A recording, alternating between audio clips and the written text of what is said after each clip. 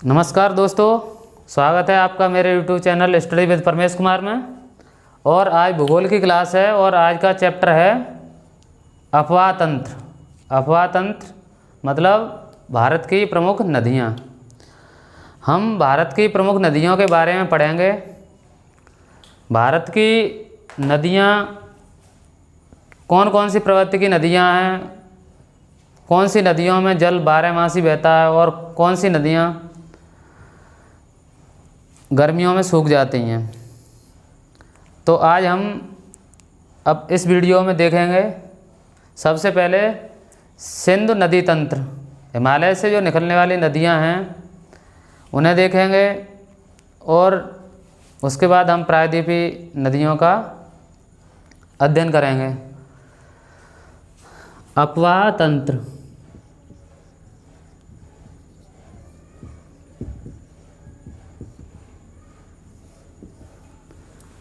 अफवाह तंत्र किसे कहते हैं और केवल अफवाह जो होता है वह क्या होता है। तो अफवाह तंत्र जो होता है और अफवाह में अंतर ये होता है कि जब किसी जल का जो मार्ग होता है वो निश्चित होता है तो उसे उस जल का अफवाह कहा जाता है। जब जैसे कोई नदी बहती है तो उसका जो मार्ग होता है वो निश्चित होता है। जब मार्ग निश्चित होता है तो उसे हम उसका अफवाह कहते हैं। लेकिन बहुत सारी नदियाँ मिलकर जो एक जाल सा बना लेती हैं उसे हम कहते हैं अफवाह तंत्र। जैसे बहुत सारी नदी, जैसे गंगा नदी बहती है तो इस गंगा नदी को हम अफवाह कहेंगे, अफवाह। और जैसे ही गंगा नदी अपनी बहुत सारी वितरकाएँ या बहुत सारी सहायक नदियाँ जो फैली हुई हैं गंगा नदी की, वो सब मिलकर इन सब को हम क्या कहते हैं, अफवाह तंत्र। जितनी नदियाँ हैं उन सब के तंत्र को मिलाकर एक अफवाह तंत्र का निर्माण होता है, उसे हम क्या कहते हैं, अफवाह तंत्र। अफवाह तंत्र। और तो जो अफवाह तंत्र होता है वो अलग अलग अफवाह तंत्र हैं हमारे देश में। तो जो हिमालय साइड से जो नदियाँ निकली हैं, तो हिमालय साइड से जो नदियाँ निकली हैं उनमें सिंधु अफवाह तंत्र और ब्रह्मपुत्र अफवाह तंत्र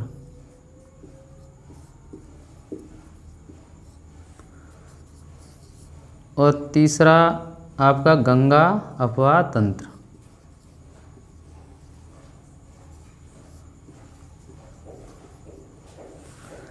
गंगा अफवाह तंत्र। बाकी चौथा हम पढ़ेंगे वो प्रायद्वीपीय भारत की नदियाँ पढ़ेंगे। प्रायद्वीपीय यानी दक्षिण भारत की नदियाँ, प्रायद्वीपीय भारत की नदियाँ।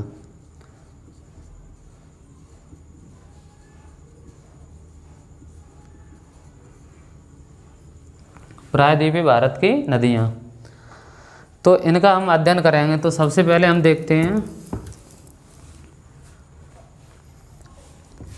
हिमालय पार से जो नदियाँ निकलती हैं उन्हें हम उस अफवाह को हम क्या कहते हैं, पूर्ववर्ती नदी। तो क्वेश्चन आता है कभी कभी कौन कौन सी पूर्ववर्ती नदियाँ हैं। तो सबसे पहले हम पूर्ववर्ती नदी पढ़ेंगे। पूर्ववर्ती नदी। पूर्ववर्ती नदी जो हैं वो हैं सिंधु, सतलज, ब्रह्मपुत्र,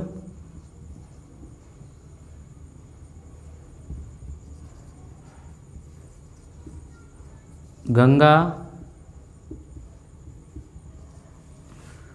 तो ये नदियां हैं। अगर कोई पूछता है ये कैसी नदियां हैं, तो ये सब पूर्ववर्ती नदियां हैं। पूर्ववर्ती नदियां हैं। पूर्ववर्ती नदियां हैं। सबसे पहले हम पूर्ववर्ती नदियों में सिंधु तंत्र को पढ़ेंगे। सिंधु नदी तंत्र। सिंधु नदी तंत्र। इस नदी का उद्गम कहाँ से होता है? इस नदी का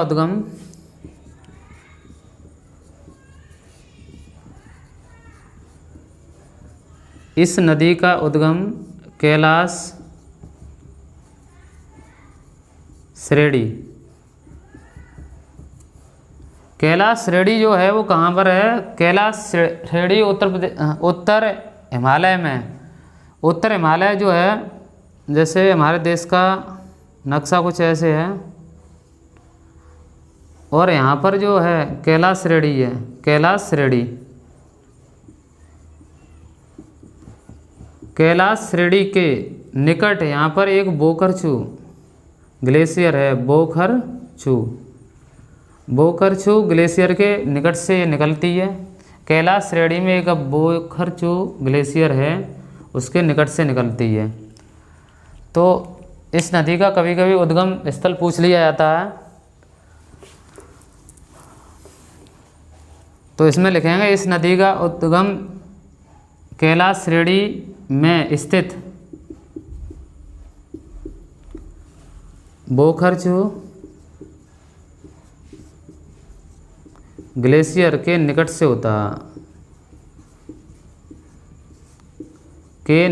होता है।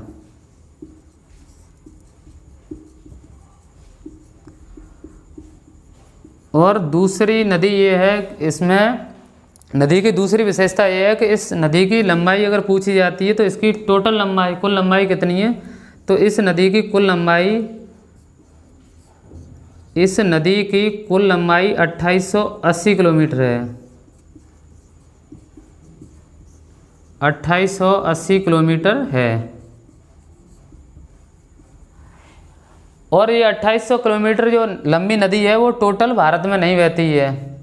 भारत में तो ये 11 से लगभग बहती है, 1100 किलोमीटर के, बाकी सब पाकिस्तान में पूरी बहती है। और भारत में इसका जो प्रवेश है वो हिमालय के किसी न किसी श्रेणी से होता है। तो वो कहाँ से होता है? तो इसका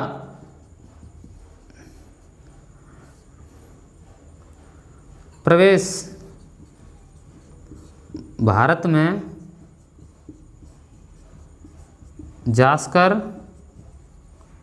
व लद्दाख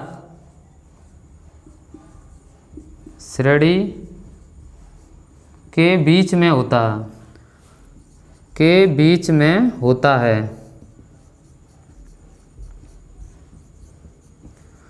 भारत में यह नदी उत्तर में बहती है और बहती कहाँ? पूर्व से पश्चिम की तरफ बहती है और बह करके ये पाकिस्तान में जाती है। तो इसके दाएं किनारे पे एकमात्र जो भारतीय शहर है और ये केवल जम्मू कश्मीर के एक ज़िले में बहती है, वो है लेह।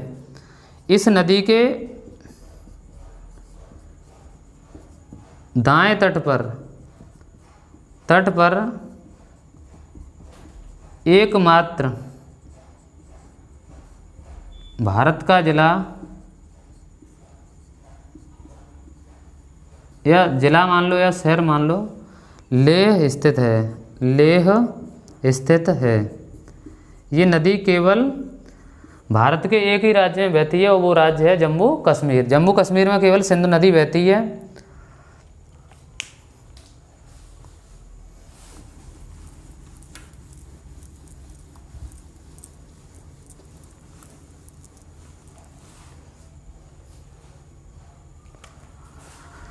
और सिंधु नदी की जो एक और विशेषता है, सिंधु नदी की वो विशेषता ये है कि सिंधु नदी का जो पानी है भारत कितना प्रयोग कर सकता है? तो इस नदी का 20% जल भारत प्रयोग कर सकता है।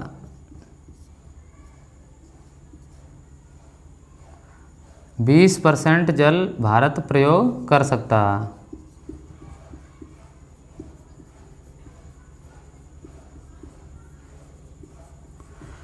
1960 ईस्वी में जब सिंधु जल समझौता हुआ था, उसके अकॉर्डिंग, उस समझौते के अनुसार भारत केवल सिंधु नदी के 20% जल का इस्तेमाल कर सकता है। बाकी का जो जल है उसका इस्तेमाल पाकिस्तान करता है।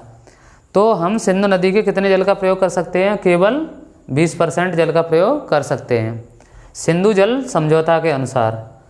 और श्योक, काबुल, जास्कर, गिलगिट इसकी सहायक नदियाँ, इसकी सहायक नदियाँ हैं।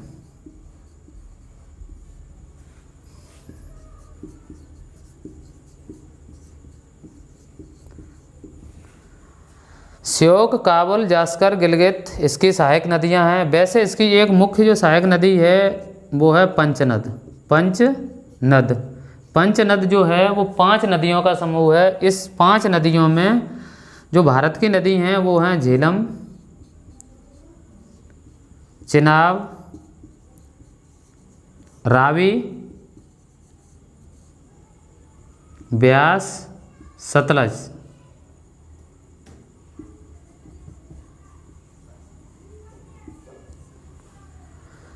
ये पंचनद, ये भी इसकी सहायक नदियां हैं, इसकी सहायक नदियां हैं।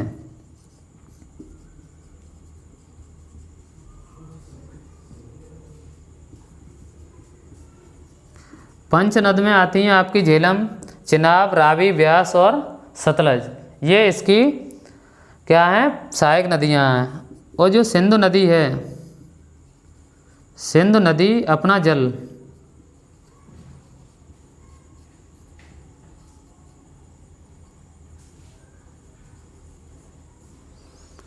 अरब सागर में गिराती है। अरब सागर में, कराची के पास, और ये अपने जल को कहाँ गिराती है, अरब सागर में गिराती है।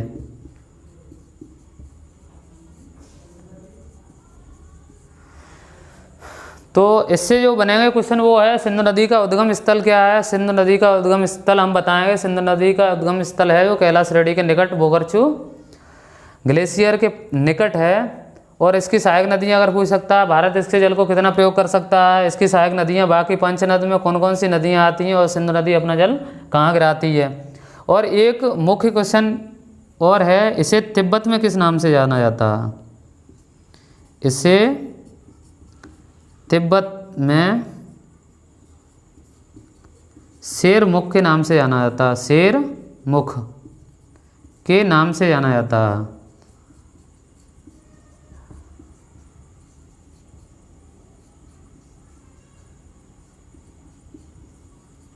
इस नदी को तिब्बत में शेरमुख से नाम से जाना जाता है। तो ये रही सिंधु नदी। और इससे बनने वाले क्वेश्चन जो हैं वो कोई भी क्वेश्चन हो सकता है। काबुल किसकी सहायक नदी है, गिलगित किसकी सहायक नदी है, जास्कर किसकी सहायक नदी है। तो इन क्वेश्चन के अलावा और सिंधु नदी अपना जल किसमें गिराती है, इसके बाद हम इसकी मुख्य सहायक नदियाँ जो भारत में बहती हैं उन्हें हम पढ़ेंगे। तो सबसे पहले हम देखेंगे झेलम नदी। और झेलम क्या, मैं पंचनद का जो क्रम है वो बता दूं आपका। पंचनद का उत्तर से दक्षिण क्रम, उत्तर से दक्षिण क्रम।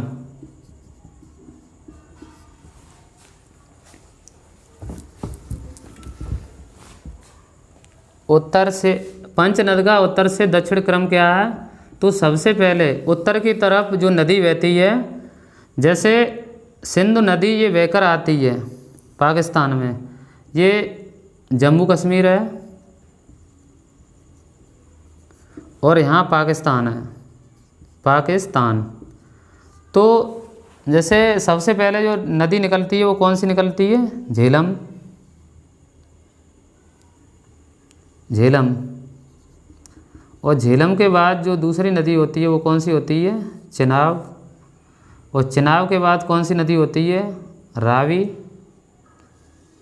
और रावी के बाद कौन सी नदी होती है, ब्यास नदी। और ब्यास के बाद कौन सी होती है, सतलज नदी।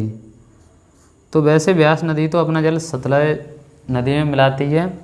तो इस प्रकार इन 5 नदियों का जो क्रम है उत्तर से दक्षिण, वो कभी कभी पूछ लिया जाता है। तो उत्तर से दक्षिण जिनका जो क्रम है वो है सबसे पहले झेलम। झेलम के दक्षिण में, झेलम के दक्षिण में जो नदी बहती है वो है चिनाब। और चिनाब नदी के दक्षिण में जो नदी बहती है वो है रावी। रावी के दक्षिण में जो नदी बहती है वो ब्यास। और ब्यास के जो दक्षिण में जो नदी बहती है वो सतलज, सतलज नदी। तो ये है सबसे पहले पंचनद में हम सिंधु नदी तंत्र का ये एक भाग है झेलम, तो झेलम नदी को पढ़ेंगे झेलम नदी।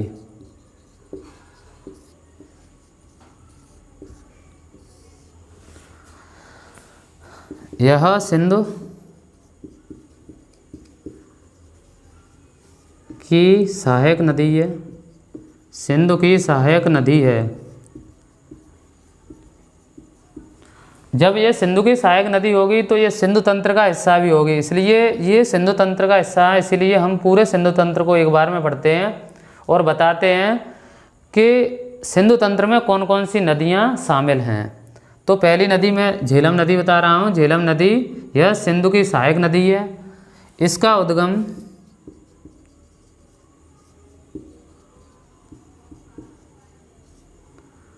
जम्मू कश्मीर में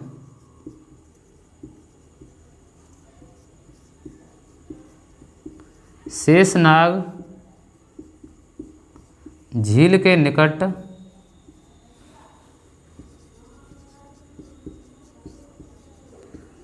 से होता है। शेषनाग झील के निकट एक वेरीनाग झील है और वहाँ से होता है, निकट से होता है।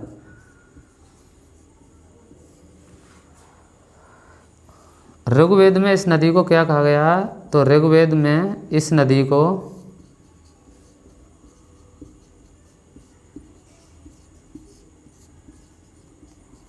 वितस्ता कहा गया है, वितस्ता।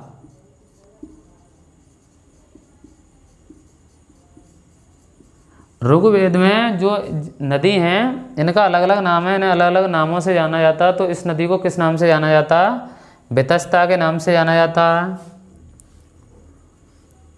बुल्लर झील, जम्मू कश्मीर में जो बुल्लर झील है, जो मीठे पानी की झील है, वो इसी नदी पर स्थित है। बुल्लर झील झेलम नदी पर ही स्थित है या इसी नदी पर स्थित है, इसी नदी पर स्थित है।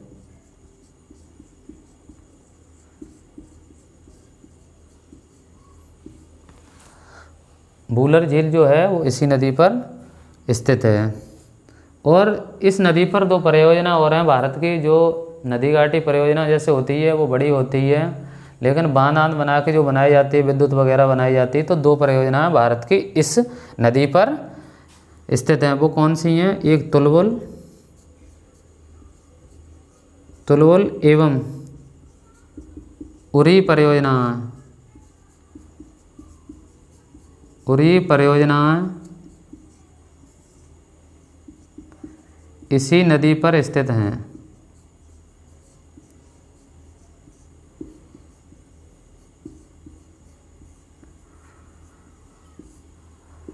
तुलवुल एवं उरी परियोजना जो हैं वो झेलम नदी पर स्थित हैं। और झेलम नदी के किनारे एक भारत का एक मुख्य शहर बसा हुआ है। झेलम नदी के किनारे भारत का एक मुख्य शहर बसा हुआ है, वो क्या है? श्रीनगर। श्रीनगर झेलम नदी के किनारे स्थित है, झेलम नदी के किनारे स्थित है।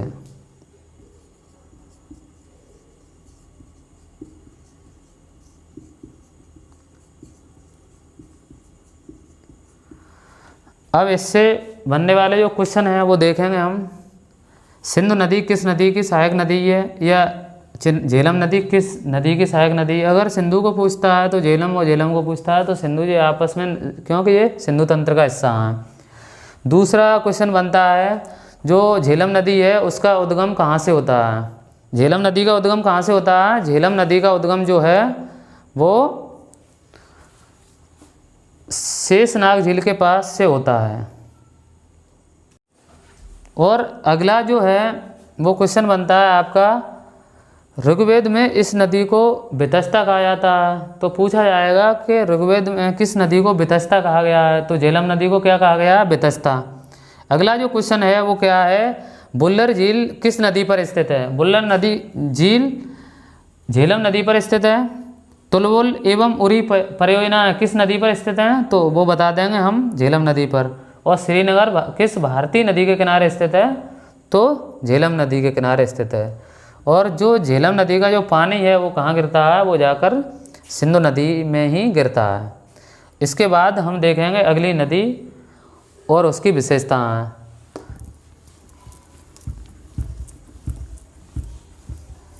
अगली जो नदी है वो है चिनाब नदी। चिनाब नदी। अगली नदी है चिनाब नदी। चिनाब नदी का जो उद्गम है वो कहाँ से होता है? रोहतांग दर्रे के निकट इसका उद्गम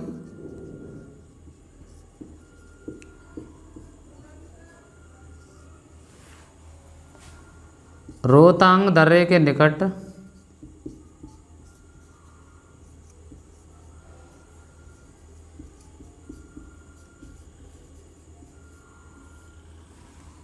रोहतांग दर्रे के निकट बारालाचा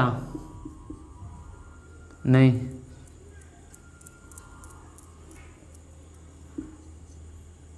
चंद्रभागा, चंद्र और भागा दो नदियों के मिलने से होता है। दो नदियों के मिलने से होता है।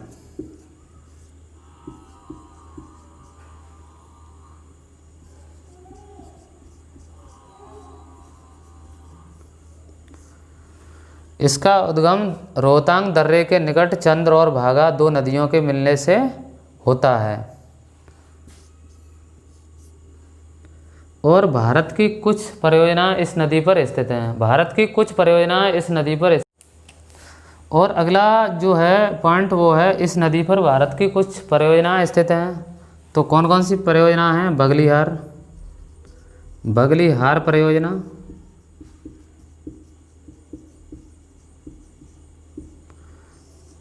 बगलिहार परियोजना। और दूसरी एक और परियोजना है वो कौन सी है? दुलहस्ती। क्वेश्चन में पूछी जाती है दुलहस्ती परियोजना। और अगली एक और परियोजना है वो है सलाल परियोजना। सलाल परियोजना। ये तीनों परियोजनाएं किस नदी पर स्थित हैं? ये तीनों चिनाब नदी पर स्थित हैं।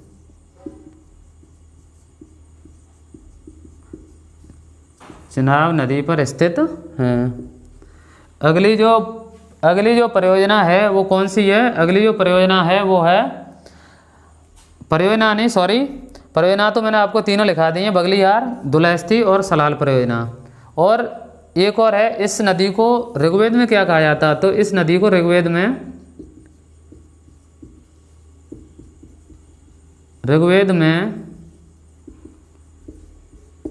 इस नदी को ऋग्वेद में क्या कहा जाता है?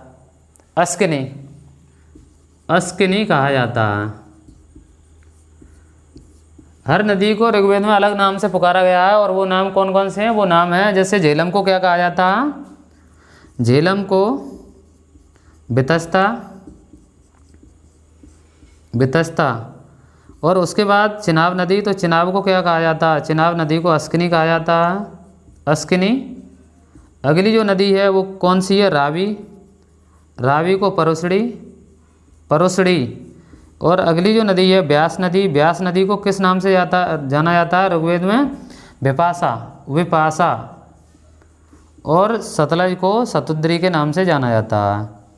तो इन पांचों नदियों के अलग अलग नाम दिए हैं ऋग्वेद में। शतुद्री, शतुद्री के नाम से जाना जाता है। इसके बाद हम अगली नदी पढ़ेंगे। और वो नदी कौन सी है? अगली नदी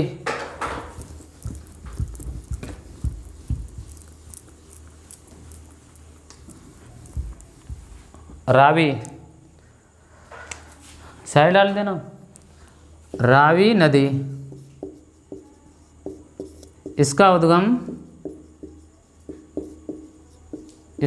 उद्गम रोहतांग दर्रे के निकट से होता है। रोहतांग जो दर्रा है उसके पश्चिमी तरफ से इसका उद्गम होता है। तो इसका उद्गम रोहतांग दर्रे के निकट से होता है। रोहतांग दर्रा बार बार आ रहा है, तो रोहतांग दर्रा कहाँ स्थित है? रोहतांग दर्रा हिमाचल प्रदेश में स्थित, हिमाचल प्रदेश में स्थित है। और ये लद्दाख को जोड़ता है हिमाचल प्रदेश से। इसका उद्गम रोहतांग दर्रे के निकट से होता है। दूसरा है जो चमेरा और थीन जो बांध हैं, चमेरा और थीन बांध, इसी नदी पर स्थित हैं, इसी नदी पर स्थित हैं।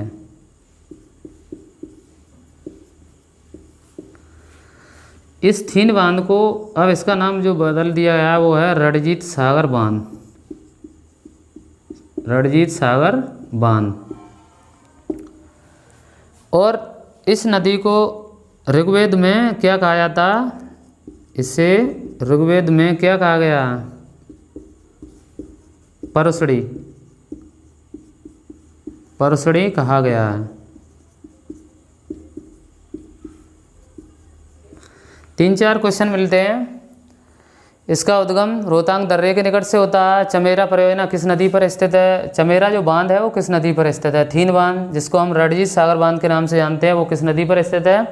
और अगला, इसे ऋग्वेद में परसड़ी के नाम से जाना जाता है। और ये नदी भी अपना जल किस में जाके डालती है, ये चिनाब नदी में अपना जल डालती है।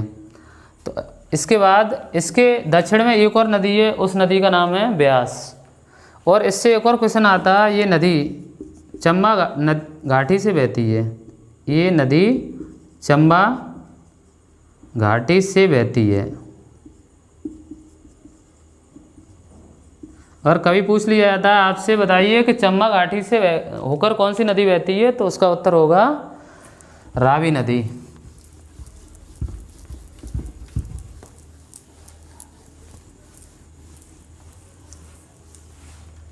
और इसके बाद अगली नदी है ब्यास नदी, ब्यास नदी। ब्यास नदी का जो उद्गम स्थल है वो कहाँ है, ब्यास नदी का उद्गम रोहतांग दर्रे के पास से, रोहतांग दर्रे के निकट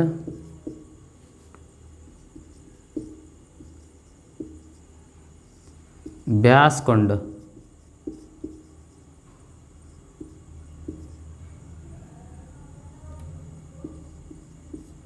से इसका उद्गम होता है, इसका उद्गम होता है।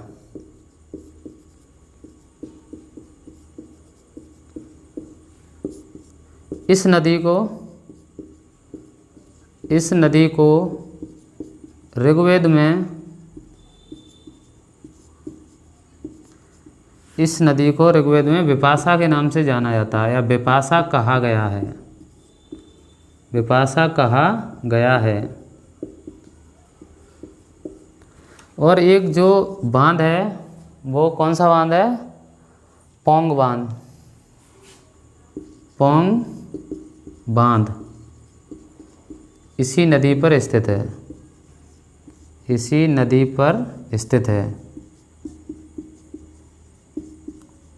पौंग बांध इसी नदी पर स्थित है।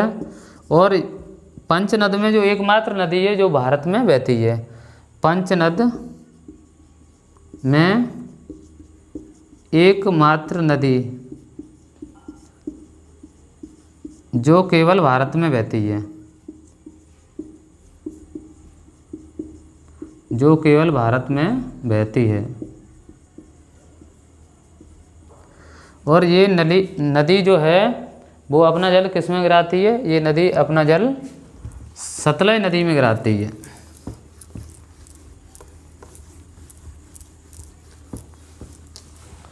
इसके बाद अगली नदी है वो है सतलज नदी, सतलज नदी। इसका उद्गम, ये एक हिमालय पारीय नदी है, इसको भी हम पूर्ववर्ती नदी से जानेंगे। तो इसका उद्गम स्थल कैलाश श्रेणी के निकट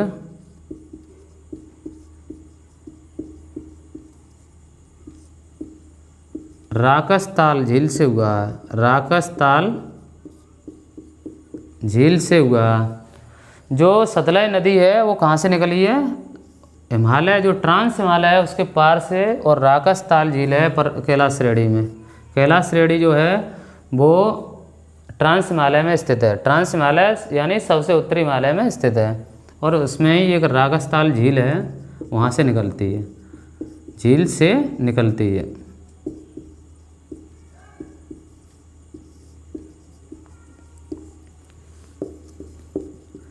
ऋग्वेद में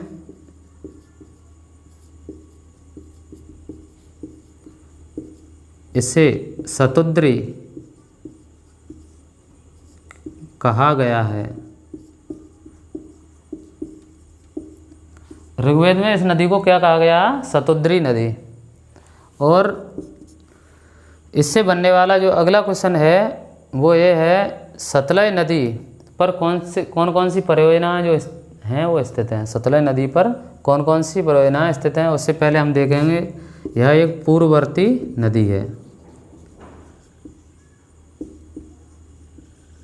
पूर्ववर्ती नदी है। पूर्ववर्ती का नदी का मतलब है कि ये नदी हिमालय के पार से निकली है। और भाखड़ा नागल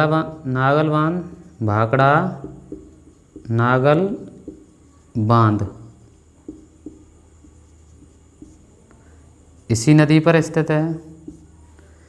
भाखड़ा नागल बांध इसी नदी पर स्थित है। अगला है हरिके बैराज। हरिके बैराज जो है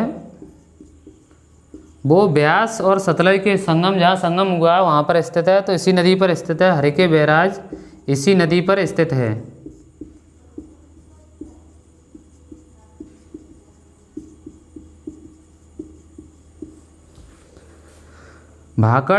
भाखड़ा नागल बांध इसी नदी पर स्थित है और हरिके बैराज इसी नदी पर स्थित है। और भारत की सबसे लंबी जो नहर है वो कौन सी है? इंदिरा गांधी नहर।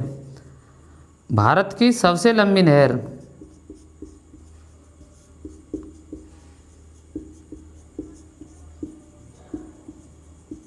नहर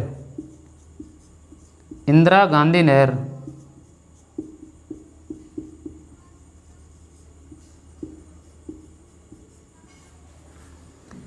भारत की सबसे लंबी नहर इंदिरा गांधी नहर इसी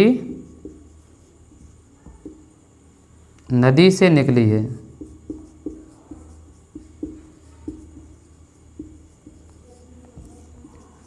इसी नदी से निकली है।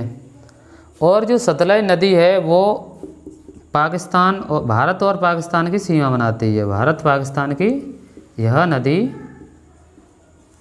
भारत थोड़ी दूरी के लिए भारत और पाकिस्तान के बीच में एक सीमा बनाती है, तो यह नदी भारत और पाकिस्तान के बीच सीमा बनाती है।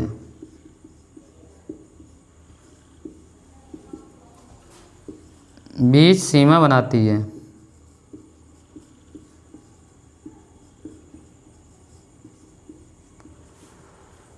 इन नदियों का जो मैदान होता है उसे हम सिंधु का मैदान बोलते हैं। जो इन नदियों के द्वारा, जो पूरी नदियां हैं सिंधु नदी तंत्र की, उन सब के द्वारा जिस मैदान का निर्माण हुआ है उसे हम सिंधु का मैदान के नाम से जानते हैं। तो आज हमने पूरा सिंधु नदी तंत्र, जिस आने वाले इनमें से जो क्वेश्चन हैं उन सबको हमने पढ़ा। और आगे की वीडियो में हम ब्रह्मपुत्र और गंगा दोनों तंत्रों को पढ़ेंगे। गंगा तंत्र, गंगा नदी कहाँ से निकली है, उसका उद्गम स्थल क्या है, भारत में उसे किस नाम से जाना जाता है, गंगा कहाँ से प्रवेश करती है और बांग्लादेश में उसे किस नाम से जाना जाता है। तो इन सब क्वेश्चनों, ब्रह्मपुत्र नदी कहाँ से निकली, इन सब क्वेश्चन पर हम एक अगली वीडियो बनाएंगे। वो होगी गंगा और ब्रह्मपुत्र तंत्र। उसके बाद हम प्रायद्वीपीय नदियों को पढ़ेंगे। और इसी के साथ हम आज की क्लास को ख़त्म करते हैं। धन्यवाद। जय हिंद, जय भारत।